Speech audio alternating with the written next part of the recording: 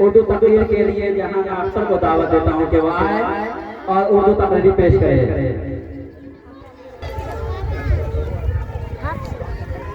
अल्हम्दुलिल्लाह अल्हम्दुलिल्लाह वकफा व सलामुन अला इबादिहिल्लज़ीना इस्तफ़ा अम्मा बाद।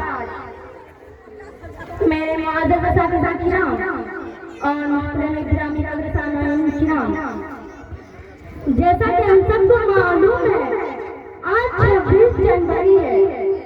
आज के दिन हमारे मुल्क का कानून बना जिसे जमहूरियत कहा जाता है। आज के दिन की अलग तारीख जिसके जरिए हम सबको खुशियां मनाने का मौका मिला।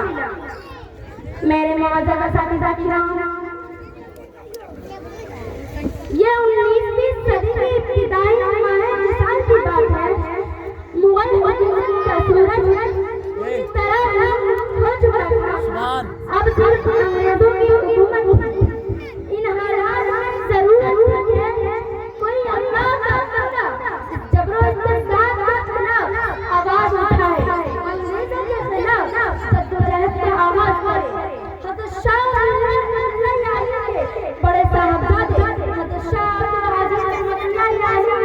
अंग्रेजों की तागूती हुकूमत और गैर मुल्की इस्तेमारी के खिलाफ एक फतवा जारी किया जिसमें हिंदुस्तान को करार दिया गया था। ये फतवा 1857 ईस्वी की है।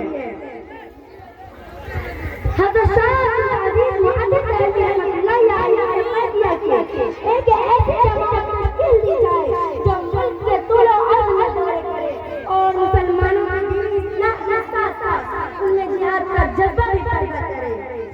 हज़रत शाह इस्माइल शहीद और हज़रत मौलाना अली जैसे अहले जो हज़रत शाह के खानदान से ताल्लुक रखते थे शामिल हुए और हज़रत सैयद अहमद शहीद बरेलवी रहमतुल्लाह अलैहि उनके सालाना ताज़ा करार पाए।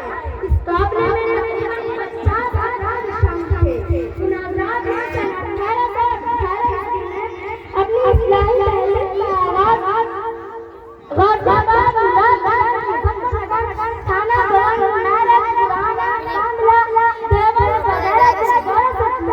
दूसरा सफर हज़रत सैयद अहमद शहीद का सन 1821 ईस्वी में शुरू हुआ। उसमें इरादा अच्छा था। 2 साल के बाद सफर हरसिल पहुंची हुई। उस दौरान शाह मुहद्दिस रहमतुल्लाह अलैहि वफात फरमा चुके थे। हज़रत सैयद अहमद शहीद का सबसे पहला मुकाबला 21 दिसंबर सन 1820 ईस्वी को हुआ, जिसमें 37 मुजाहिदीन शहीद हुए और 37 जख्मी हुए। उसके मुसलमानों को कामयाबी मिली। मेरे मुअज़्ज़ज़ असातिज़ा किराम और मेरी माँ और बहनों, मुजाहिदीन की रवानगी के बाद पेशेवर पर सिखों ने कब्जा कर लिया था। राजा रंजीत की फौज चाहती थी कि सैयद साहब को चारों तरफ से घेर लिया जाए और उनको खत्म कर दिया जाए। ठीक राजा रंजीत सिंह ने सैयद साहब के खिलाफ अंदरूनी और बैरूनी तमाम महाल एक साथ खोल दिए। बिलाखिर सन 1831 ईस्वी में बालाकोट के मकाम पर सैयद साहब और सिखों के दरमियान एक जबरदस्त मुकाबला हुआ। महाराजा का बेटा शेर सिंह अपने 20,000 के साथ मकामी गद्दारों की मदद से बालाकोट के पहाड़ी इलाकों में रातों रात दाखिल हुए। मुजाहिदीन की जमात पर अचानक हमला कर दिए, लेकिन इस मारिका में हमला आवर सिख गालिब आए।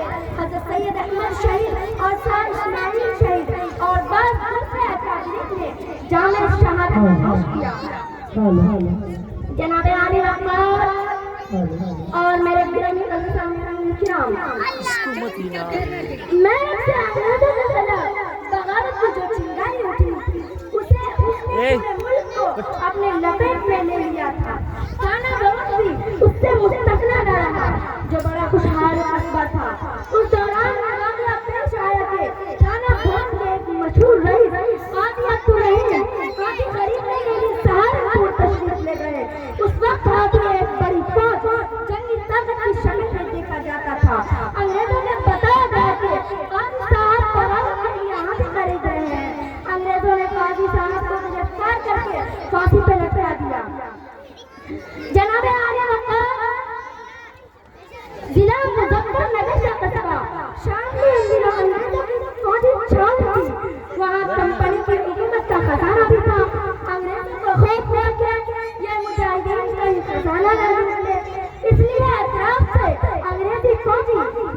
शामली पहुंचने लगी।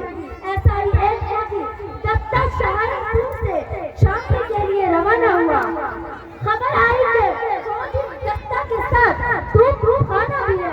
खबर से तशवीश पैदा हुई, क्योंकि मुजाहिदीन के पास सिर्फ तलवारें और बंदूकें थी। ऐसा कोई असलहा न था जिससे तूफाना का मुकाबला किया जा सके। चुनांचे हज़रत मौलाना रशीद अहमद गंगोही ने 30-40 मुजाहिदीन अपने साथ लिए और सड़क के किनारे बाग में छुपकर बैठ गए। चुनांचे रात को जिस वक्त तूफाना बाग के सामने से गुजरा, तमाम मुजाहिदीन ने अपनी बंदूकें चला दी। अंग्रेज घबरा गए और तूफाना छोड़कर फरार हो गए। मेरे आजीज साथियों और मेरी माँ और बहन, इस वाक़ये से हौसला पाकर मुजाहिदीन ने शामली की तरफ पेशकदमी शुरू कर दी। मकसद यह था कि शामली से फौजी शामली को खत्म कर दी जाए और उसे लड़के को थाना भवन के अमलदारी में शामिल कर लिया जाए। उस इत्तेफाक से उस दिनों वहाँ सहारनपुर का कलेक्टर भी आया हुआ था। ये वही शख्स है जिसने काजी अब्दुल रहीम को फांसी पे लटकाया था।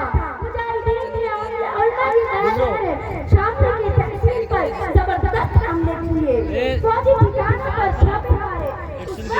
उस फौज में हज़रत हाजी इमदादुल्लाह हाजी नकवी, हज़रत मौलाना कासिम नानोकी, हज़रत मौलाना रशीद अहमद गंगोही, हज़रत मौलाना मदन नानोकी, हज़रत मौलाना मुईन अहमद, हज़रत मौलाना मुईन अहमद नानोकी जैसे अकाबिर उलमा भी मौजूद थे।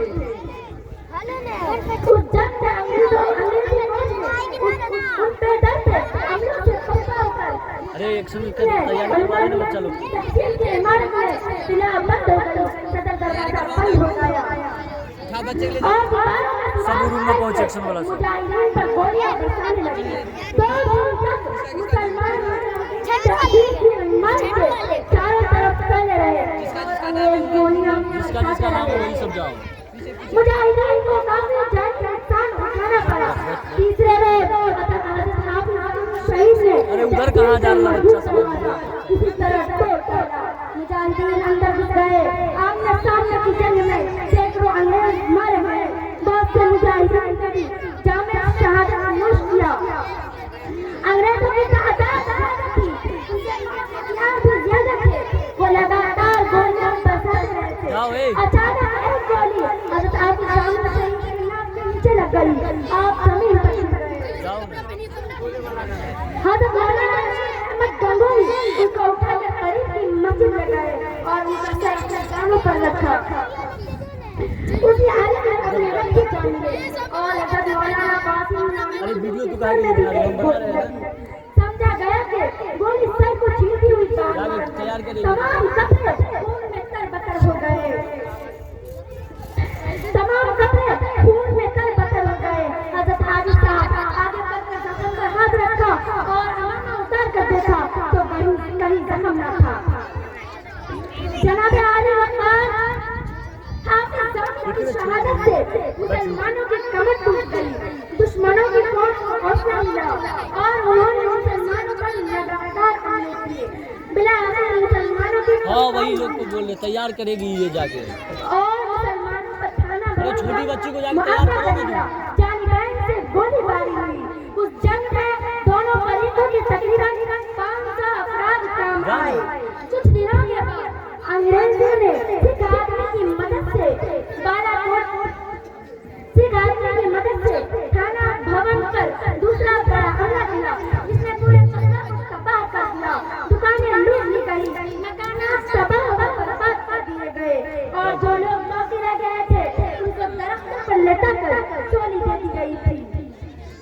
मलका कटोरिया के आग के बाद जब यह कस्बा दोबारा आबाद हुआ, उस वक्त भी 132 मीनारें दरख्तों पर लटकी हुई थी। और हज़रत हाजी इमदादुल्लाह हाजी मक्का मुकर्रमा की तरफ नमाज कर रहे हैं और हज़रत मौलाना कासिम नानोकी कहीं बेहोश हो गए। हज़रत मौलाना रशीद अहमद गंगोही को मुजफ्फरनगर का जेल में कैद कर दिया गया। वमा अलैना इल्लल बलाग। मैं